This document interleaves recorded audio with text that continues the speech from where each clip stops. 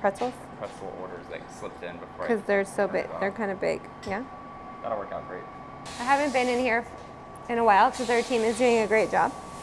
But so we are currently making some rosemary twists. These are made using the scrap dough from the ends of the croissant. And when they bake, they'll puff up and open up, like kind of bloom, and it's really beautiful. It's a couple years ago we used these for a farm dinner out at Agritopia Farm. They had it catered and they used the rosemary sticks to put on to decorate each plate. But there is like rosemary and sourdough go so well together. But I really feel like a lot of the key to our success is we try not to let anything go to waste. Bread is amazing in that sense that it's so versatile. You know, if you have the ends of your croissant dough, like this won't make a croissant, but we can cut it into strips and turn it into something else. We just try not to throw anything away. Either we'll donate it if we don't have the manpower to process it. Especially for me, like translating everything into the kitchen is key, like how to use everything. So I've been using the croutons now that it's getting a little cooler as like a soup topping. I guess the message is to have a profitable bakery. A lot of the key is to get creative. Make sure that you're being a good steward of your products and the earth. When I was growing up, I'm the oldest of two other sisters, and I used to always do their hair growing up, so this is pretty natural to me to braid. And I'm like such a fan of having girls because I get to relive that. I used to want to be a hairdresser growing up. It's been nice to re-expand our menu again. So when the pandemic hit, you know, things really hit the fan and we had to get as efficient as possible. So now we're in a point of bringing back all the things we used to make, either on a cycle or regularly. Like these are going to be almond croissants that we had to cut out during the height of COVID and its outbreak here. The way we do our menu is pretty awesome because it generates a lot of kind of hype. Like from week to week, it's fun. I mean, for me as a consumer, like that's super fun to me to have something different to look forward to every week. As I said, I've been stepping out more and more.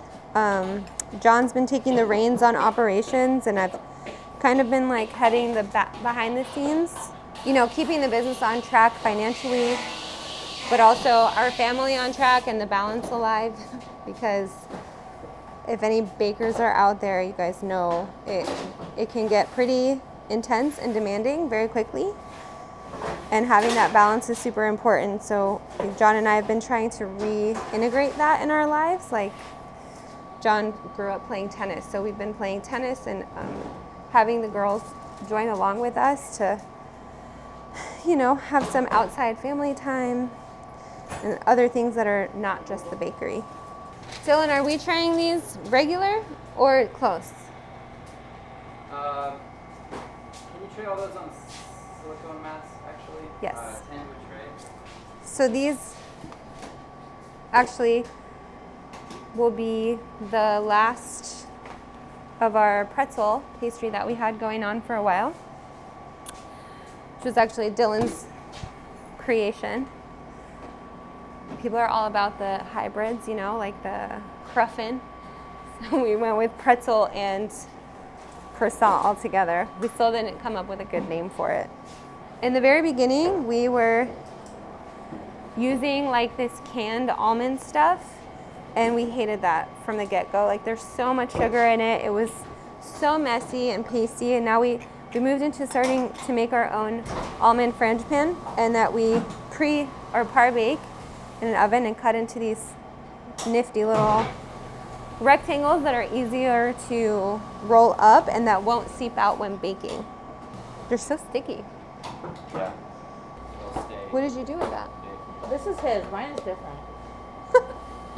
For me, the most fun part of like working in a bakery and having bakery is the like community around the table. Oh, you used that one when you was born? Yeah. Well, all the You know, having grown up in that, like with all my aunts and uncles all around, I'm like very comfortable in this setting. I know. How much more do you guys have left? When are you doing bread soon? Yes. Bread's coming up in 10 minutes, so we just gotta clear the table. 25 minutes? 25? Yeah. Okay. Tray everything super close together like we're doing now. Well, not that, that's about example, but this is how we were doing, how we were doing it before. And sticking them into reach-in fridges. So we were like, oh great, now we can just tray them regular and it's not like a 6-hour task to like retray them on Fridays. But we're quickly reaching capacity, so we're already having to do this again. We've started a new egg washing process where we spray it out of a gun, which is I guess how most larger bakeries do it. But now we can, with them being condensed like this, it makes it a lot easier to egg wash because you can do a lot more at once and just place them on their baking trays. And when they're cold, because we will put these in the fridge, when they're cold, they'll be way easier to move around. They're like a solid chunk at that point. So we do that before they proof. Otherwise, everything will, you know, grow into each other. So this is all the bread that, so we try to like forecast how much bread we can sell on the weekends to minimize leftovers, but this weekend we overshot it. Basically, we'll take these, we'll slice them all. Some are already pre-sliced. We'll cube them and then make them into a whole array of different kinds of crisps and croutons. So we'll spray them with oil, flavor them, and then bag them like this. And they're really amazing for salads, soups, snacks. The kids love them.